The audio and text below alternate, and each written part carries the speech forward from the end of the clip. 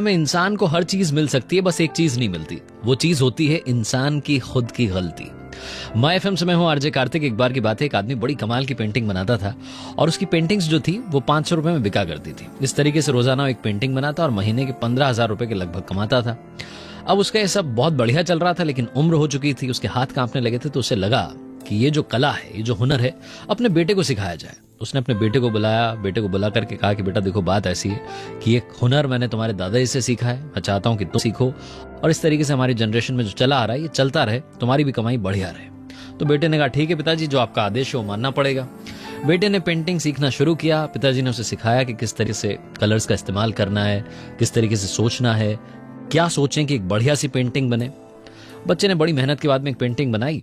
अगली सुबह जाकर के उसे मार्केट की, वापस आया, पापा को कहा कि पापा बेच तो दी लेकिन खुश नहीं हो। पिताजी ने कहा क्यों, बिकी है, खुश होना चाहिए। तो उसने कहा कि 100 रुपए की बिकी है और आप 500 रुपए की बेचते हैं, मुझे वो 500 रुपए वाली पेंटिंग बेचनी है।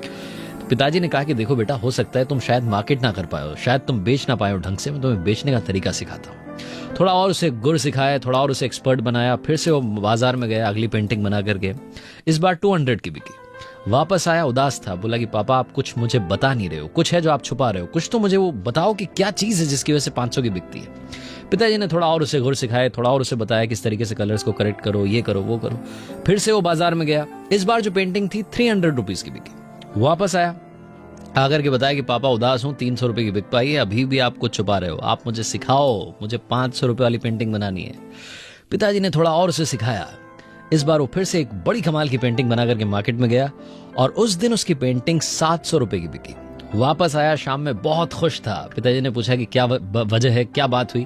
तो उसने बताया कि पापा आज 700 रुपए की बिकी, आज तो बहुत खुश हूं, कमाल हो गया, मजा आ गया, बहुत बहुत धन्यवाद।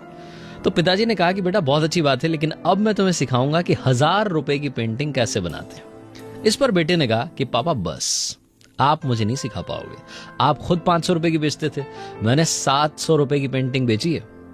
ये बात सुनने के बाद इस व्यक्ति ने, जो बूढ़ा पेंटर था, इसने कहा कि बेटा ऐसा ही कुछ मुझे भी लगा था, मैंने तुम्हारे दादाजी से सीखा था और वो 300 रुपए की पेंटिंग बेचा करते थे। एक दिन मैंने अपनी पेंटिंग 500 रुपए में बेची। घर आकर के जब उन्होंने कहा कि मैं तुम्हें 700 की सिखाऊंगा, तो मैंने कहा बस, आपको 300 की आती है, उससे ज्यादा की नहीं आती। और उसी दिन मैंने सीखना बंद कर दिया। अगर तुम भी सीखना बंद कर दोगे तो तुम्हारी पेंटिंग 700 पर आकर के अटक जाएगी।